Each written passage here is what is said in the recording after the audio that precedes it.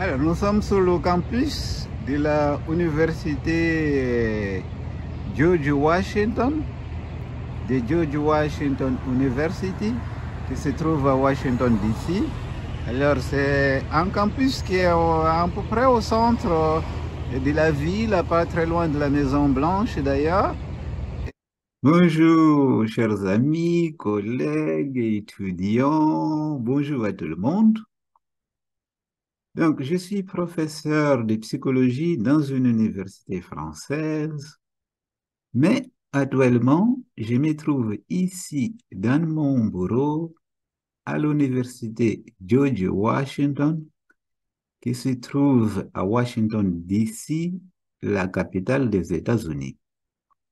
Nous sommes le 12 juin 2023. Je suis venu ici pour travailler dans cette université comme professeur et chercheur invité pour une période d'un mois. Alors, là, aujourd'hui, je vais vous présenter le 7e épisode de ma série de vulgarisation scientifique qui s'appelle 10 milliards de poussières. Si vous avez déjà suivi les épisodes précédents, vous savez que le principe, c'est que je prends un sujet en sciences humaines et sociales, j'essaie de l'expliquer de manière simple à la lumière des recherches qui ont été faites pour que le sujet soit compréhensible au plus grand nombre. Et donc aujourd'hui, je vais vous parler de la théorie de l'intégration de l'information qu'on appelle aussi la théorie fonctionnelle de la cognition. Alors, cette théorie-là, elle a été élaborée par un enseignant-chercheur américain qui était professeur de psychologie à l'Université de Californie, San Diego.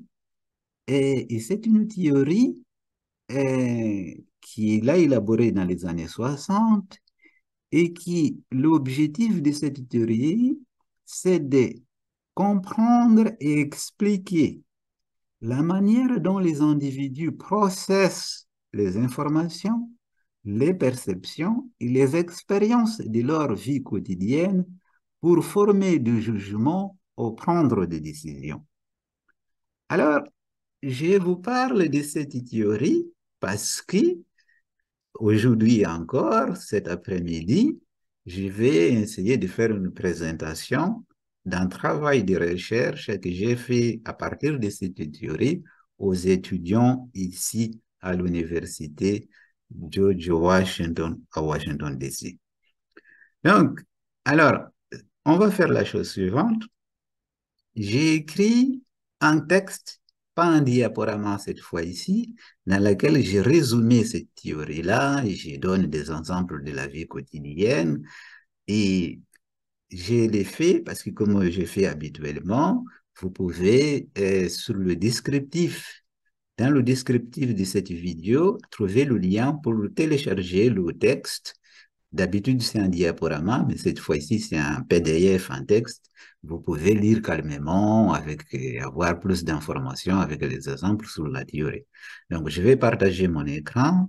Je vais parcourir le texte en vous expliquant un petit peu, d'une façon un peu plus rapide, pour que vous puissiez comprendre de quoi il s'agit, qu'est-ce qui dit cette théorie et dans quelle mesure cette théorie peut vous aider à comprendre les phénomènes de jugement, des prises de décision qui vous concernent à vous ou les autres. Généralement, c'est ce qu'on fait souvent et tout le temps dans notre vie quotidienne. Je partage donc mon écran.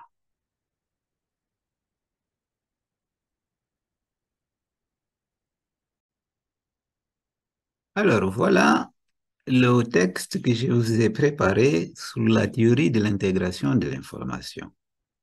Alors, j'ai essayé de résumer dans ce texte ce qui dit la théorie et de les faire de façon compréhensible. Et surtout, je donne des exemples de la vie quotidienne pour que vous puissiez comprendre un petit peu dans quelle mesure cette théorie s'applique aussi aux éléments de la vie quotidienne, en quelque sorte.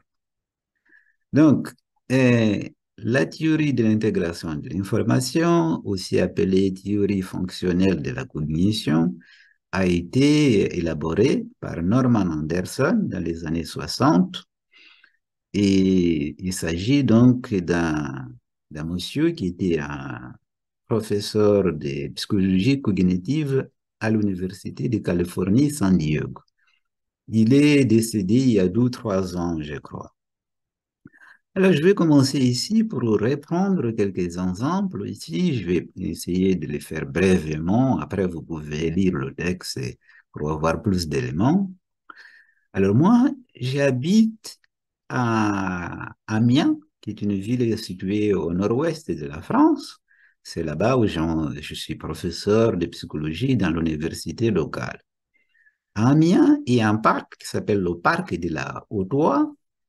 Et ce personnage, qui est un personnage fictif, que je vais appeler Jean, il est étudiant à l'université locale, il a fini ses examens, il fait beau, nous sommes au mois de mai-juin, donc il a décidé d'aller se promener au parc de l'Autois pour se détendre un peu. Donc sa pensée vague un petit peu. D'un coup, il pense au dernier examen qu'il a eu. Il a jugé cet examen facile. En revanche, Anne et Thomas, deux de ses collègues, ont jugé l'examen difficile. Alors, il commence à essayer de penser pourquoi cette différence de jugement. Pourquoi il a jugé l'examen facile alors que ses collègues ont jugé l'examen difficile. Alors, il cherche un petit peu des explications. Il dit, bon, Thomas, de toute façon, il est toujours tête en l'air, il est toujours en train de se faire de fumer des petits joints. Donc, bon, c'est pas quelqu'un non plus qui travaille. Donc, ça lui donne pas qu'il a jugé l'examen difficile. Par contre, Anne, c'est plutôt une étudiante sérieuse, travailleuse, qui a des bonnes notes. Pourquoi elle a jugé ça difficile? Donc, il s'interroge là-dessus, mais bon, sa pensée passe de coq à l'âne, et d'un coup, il est tout à fait plonge dans un autre sujet. Il y a quelques jours, il est parti de chez lui, décidé d'aller acheter un téléphone portable avec des caractéristiques bien particulières. Alors, il a cherché dans les magasins pour comparer les prix, tout ça. Et à un moment donné, dans un magasin, il a tombé sur un vendeur qui l'a baratiné. D'après lui, il a fait acheter quelque chose qui, a posteriori, il s'est rendu compte que finalement, c'est pas tout à fait ce qu'il souhaitait. Ça correspondait pas aux caractéristiques qu'il voulait dans son smartphone, en quelque sorte. Donc là, il est un petit peu pas content.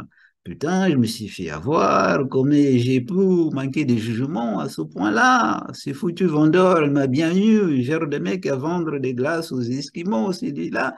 Donc, il est affecté par ce qu'on appelle en anglais buyer's remorse. C'est-à-dire que le regret a posteriori d'avoir acheté quelque chose, en quelque sorte. Donc, il s'agit ici, sous ces deux ensembles-là, des jugements et des prises de décision.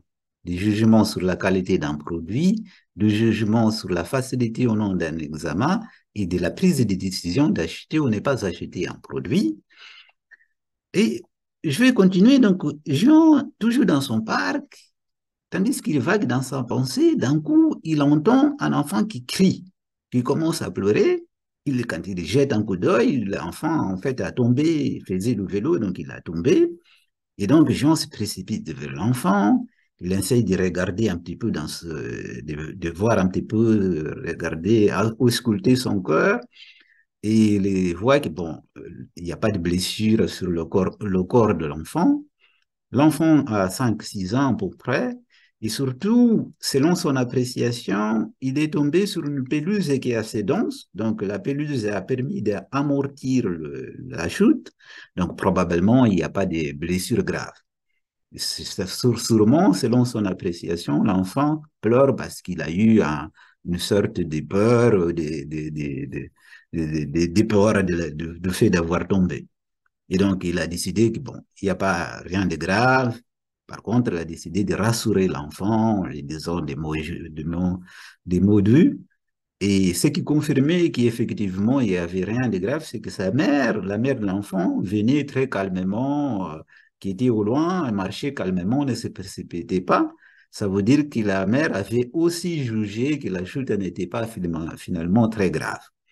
Donc voilà, il a attendu la mère, elle est arrivée, ils ont discuté un peu. Et Jean est parti vaguer encore à ses affaires. En reprenant la promenade, Jean aperçoit une jeune fille, cette fois-ci, qui marchait dans sa direction, le long de l'allée principale du parc, et d'un coup, le trouble, scotché par la beauté de la jeune fille. Mais alors, comment Jean a fait-il pour juger que la jeune fille était très belle?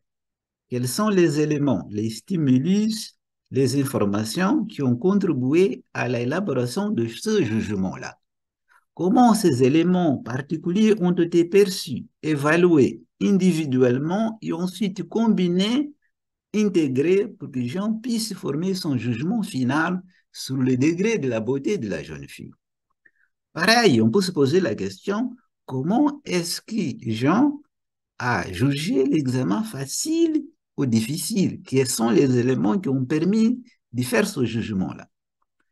Comment Jean a pris la décision que, bon, il fallait plutôt rassurer l'enfant plutôt que de s'inquiéter parce qu'enfin, il n'y avait pas grand-chose de grave pour l'enfant. Comment la mère a fait ce jugement aussi?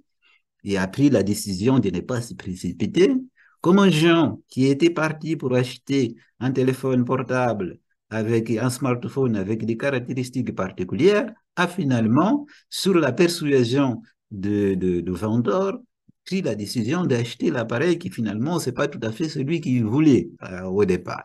Comment il a pris cette décision-là? Donc voilà les questions qui s'y posent dans la vie quotidienne et qui la théorie de l'intégration de l'information essaye d'y répondre. Alors là, je vais vous résumer ce qu'il dit, cette théorie-là, mais pour la comprendre, vous devrez lire ce texte-là qui, encore une fois, vous pouvez aller dans le descriptif de cette vidéo-là pour trouver le lien qui va vous conduire au texte et ainsi vous pouvez les télécharger. Enfin, cette théorie dit en résumé ceci. Pour que nous puissions prendre une décision ou, ou faire un jugement, il y a différentes étapes. La première étape, c'est celle où nous recevons des informations, ce qui techniquement on appelle des stimulus. On reçoit une série de stimulus ou une série d'informations pour faire simple. Et les informations que nous recevons sont objectives. Nous recevons ces informations-là à travers nos organes sensoriels, qui sont l'œil, par exemple, le toucher ou l'ouïe, c'est-à-dire à travers nos oreilles, le son, la voix ou le langage que nous écoutons, que nous entendons. Les différentes formes de captation de l'information qui sont des éléments sensoriels qui nous permettent de capter l'information. L'information, elle, qui nous arrive est objective. Mais simultanément, presque instantanément, au même temps que nous recevons ces différentes séries de stimulus, nous appliquons un filtre, autrement dit, une évaluation. Nous évaluons ces informations. Et c'est là où la subjectivité commence à intervenir. Et ça, c'est instantané. Au même temps que nous recevons les informations, au même temps, le filtre, l'évaluation s'applique sur ces informations-là. Et là, c'est là où la variété commence. La subjectivité intervient, ça veut dire que la manière dont l'évaluation que nous faisons de ces stimuli-là, de ces séries d'informations, varie d'individu à individu, varie en fonction de notre personnalité, de notre humeur, de nos émotions au moment, de notre âge, de notre sexe, de nos expériences, de notre culture, etc., etc. Prenons un exemple. Euh, Jean, il a certainement aperçu la jeune fille, et quand il a aperçu la jeune fille, il a reçu des informations sur son aspect physique.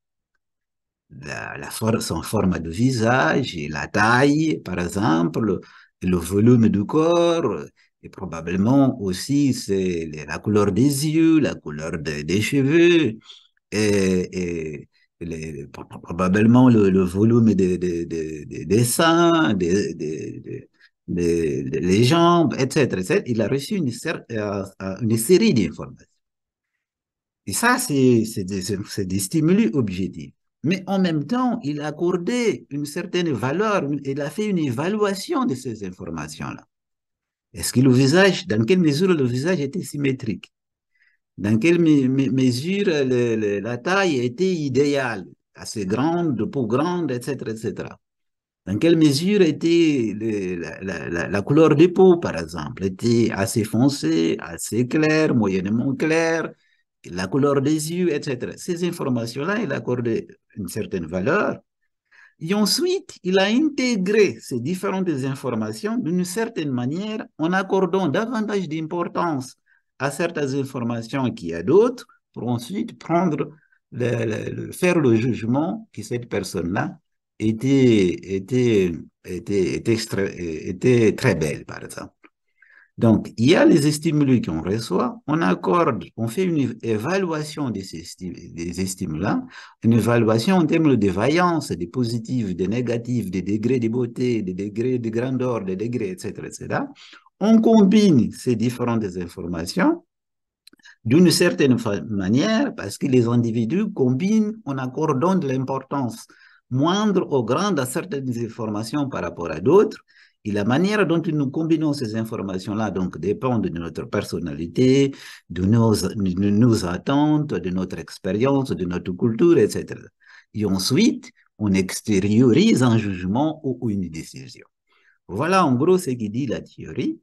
Maintenant, je vais reprendre des exemples qui viennent de la recherche, des recherches que j'ai faites en appliquant cette théorie-là. Donc, je vais départager mon écran. Encore une fois, ce texte-là, que vous pouvez le télécharger pour avoir plus d'éléments, plus d'explications sur cette théorie-là. Et le lien pour le télécharger, ce document-là, vous allez le retrouver dans le descriptif de cette vidéo-là. Je vais départager l'écran pour pouvoir maintenant vous parler des 12 recherches que j'ai faites en appliquant cette théorie. Alors, je vais continuer donc à vous donner quelques exemples pour illustrer la théorie de l'intégration de l'information, mais cette fois-ci, je vais recourir à 12 recherches que j'ai faites en utilisant cette théorie-là. Alors, je vais commencer par la première. Il s'agit d'une recherche sur l'amour. Et l'amour toujours, c'est toujours un sujet intéressant, n'est-ce pas? Donc, comment est-ce que les gens conceptualisent l'amour? C'est quoi l'amour pour les gens? Eh bien, selon les chercheurs et spécialistes, l'amour est composé de 3 éléments. Et ces éléments-là, c'est ce qu'on appelle l'algèbre de l'amour, si vous voulez. Et donc, c'est la passion, l'engagement et l'attachement. Ou plutôt, dans l'ordre le plus propice, la passion, l'attachement et l'engagement.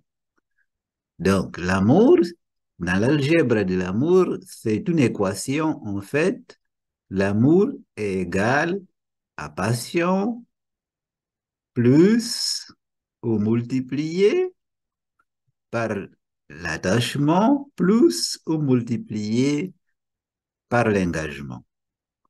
La passion, c'est d'abord une forte attractivité, l'attraction physique, le désir fort d'être avec le partenaire, disons, le fait, les pensées récurrentes sur le partenaire. Donc, c'est ça, c'est l'ardeur des sentiments et du désir d'être en communion avec l'autre, etc., etc. L'attachement, c'est la compréhension de l'autre, ce qui apparaît avec une certaine durée de la relation, en quelque sorte, la compréhension, le fait de désirer de bien être pour l'autre et d'essayer de contribuer d'une certaine façon, d'être respectueux, attentif avec l'autre, etc., etc.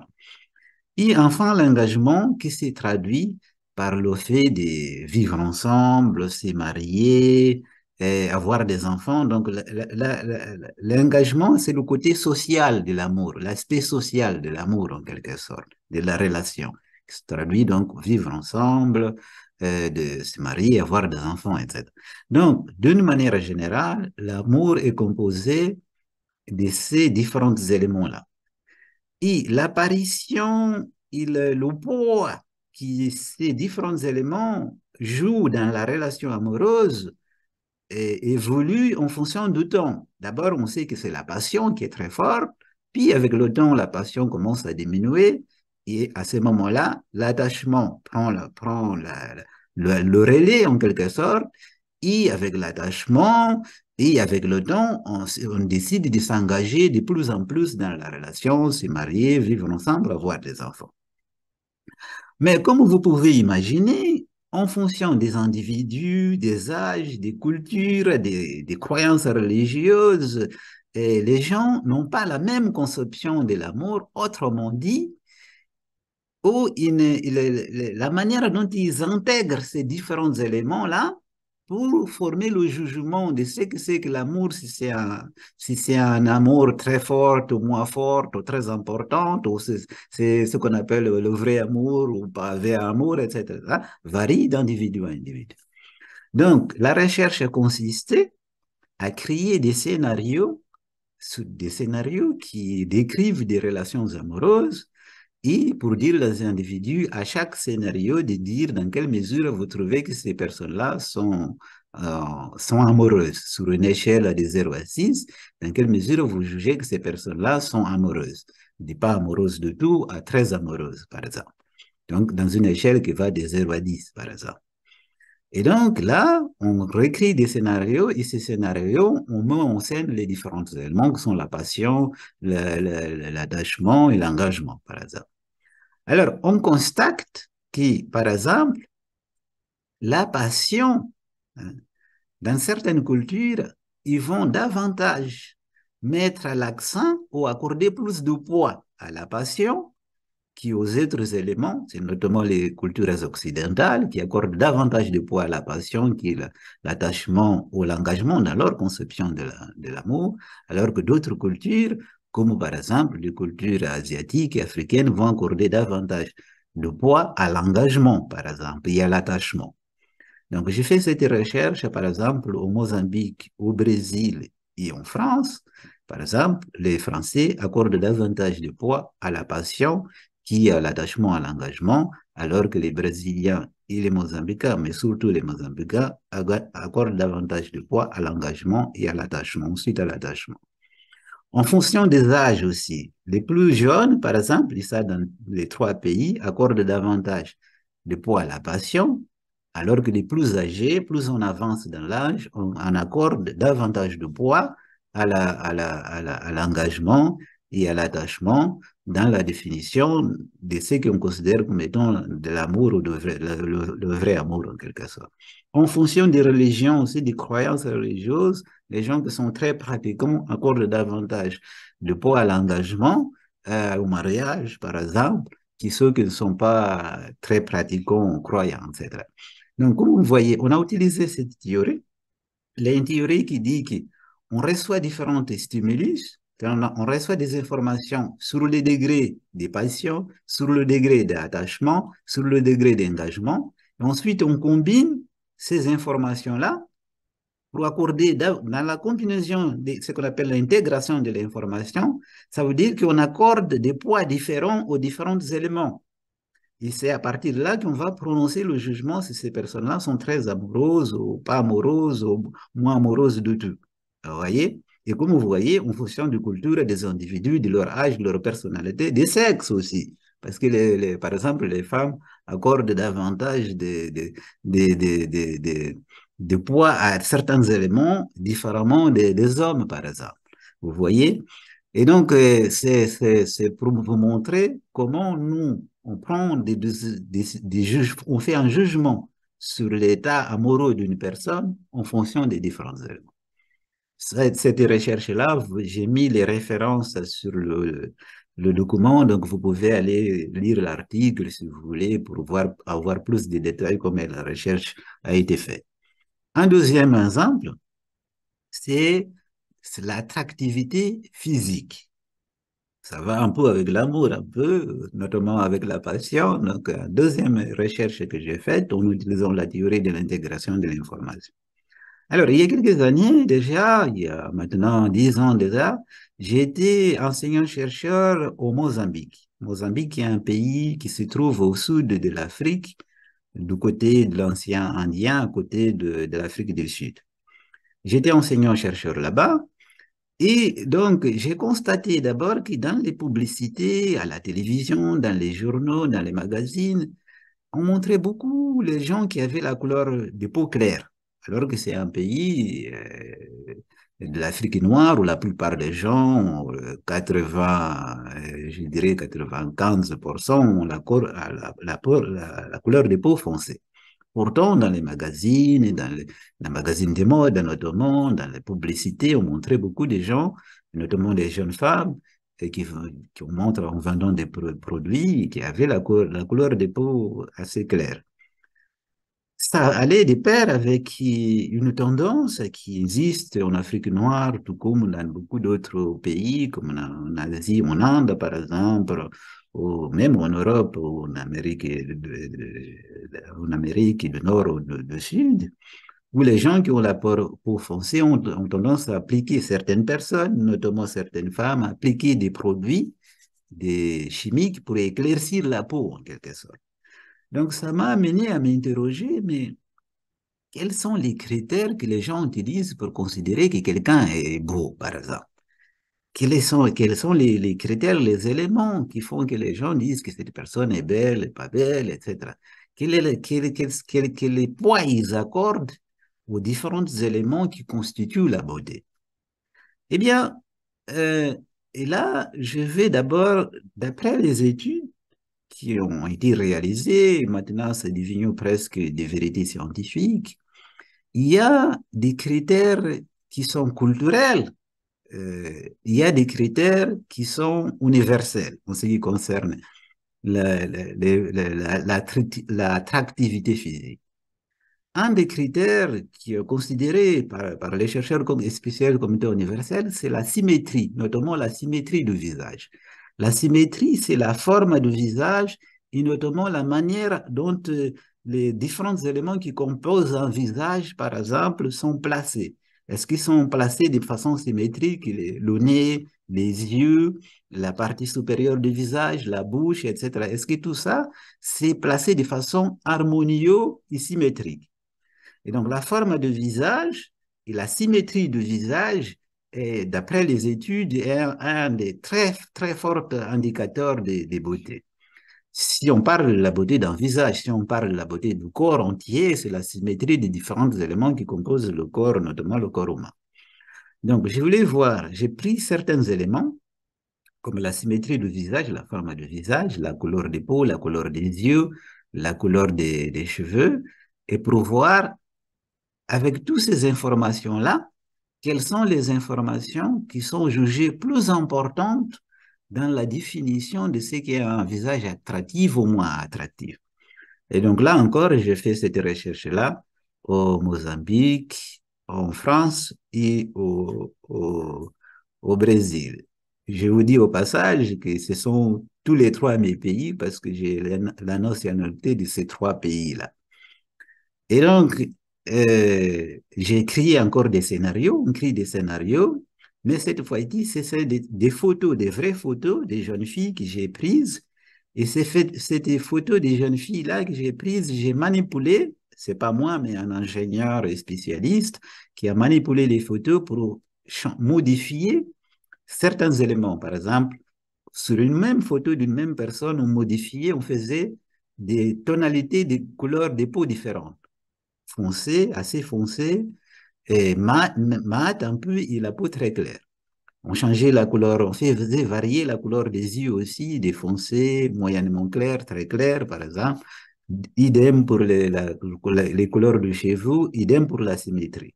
Donc, avec une même photo d'une même personne en réalité, on faisait varier un peu les différents éléments dont on manipulait comme étant les éléments qu'on voulait observer, dans quelle mesure ils jouent dans la définition de la beauté, dans le jugement des beautés, en quelque sorte, d'un visage. Et on a fait une passation, on faisait passer les photos de la première fois aux individus pour et les déterminer dans une échelle de 0 à 10, dans quelle mesure ils jugeaient le visage beau, par exemple. Des moins beaux, des pas beaux du tout à très beaux, par exemple. Et donc, les personnes n'étaient pas au courant qu'on avait manipulé les photos et que la même personne voyait la même photo avec les différentes variations, en quelque sorte, dans des semaines différentes. Voilà. On faisait, en gros, venir la personne au laboratoire différentes fois et différentes jours, en espaçant par 12 semaines à chaque fois, et on faisait voir les différentes photos avec les différentes variations pour pouvoir voir qu'est-ce qui joue en fait. Quels sont les éléments comment les gens combinent les informations pour faire un jugement de beauté d'un visage. Eh bien, suite à cette recherche-là, on a conclu que, par exemple, à 95%, dans le jugement de beauté, 80% du poids est accordé à la symétrie du visage. C'est-à-dire que c'est les visages les plus symétriques qui étaient jugés les plus beaux, en quelque sorte, à 95%. Donc, le poids accordé dans l'intégration des différents éléments qui font la caractéristique d'un visage, le poids plus important était accordé à 95%, pardon, à 85% à la symétrie du visage. Ensuite, il y avait 10% qui étaient accordés à la couleur des yeux. Donc, la couleur des yeux, après la symétrie du visage, avait un poids très important. Et notamment les yeux plus clairs, plus les yeux étaient clairs, plus le visage était jugé beau.